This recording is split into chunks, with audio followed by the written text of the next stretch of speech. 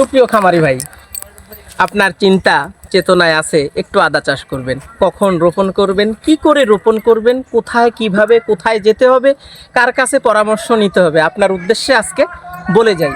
দেখেন, আমার একজন চাষি ভাই, এটা কিন্তু না বাড়িতে ঢোকার একটা রাস্তা। এই রাস্তার পাশে কিন্তু উনি সুন্দর করে সারিবদ্ধভাবে যদি দেখায়, এই যে বস্তাগুলো অলরেডি রেডি করে রাখছে। এখন কিন্তু মার্চ মাসের চলতেছে আজকে 27 তারিখ। এই 27শে মার্চে আপনার বস্তা রেডি করছে। এপ্রিল প্রায় 10-এর মধ্যে, তার মানে কি 10 থেকে 12 দিন এই মাটিটা প্রসেস থাকবে।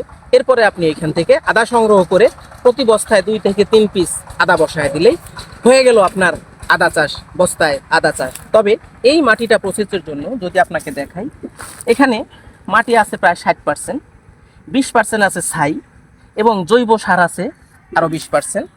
যদি সম্ভব হয় এখানে কিছু রাসায়নিক সার খুবই পরিমাণে কম দিতে পারেন। রাসায়নিক সারটা পরে দেওয়াই ভালো, কারণ আদার কন্দটা থেকে গাছ বের হইতে বেশ সময় লাগে। রাসায়নিক সার হইলে আদাটা পচে যেতে পারে।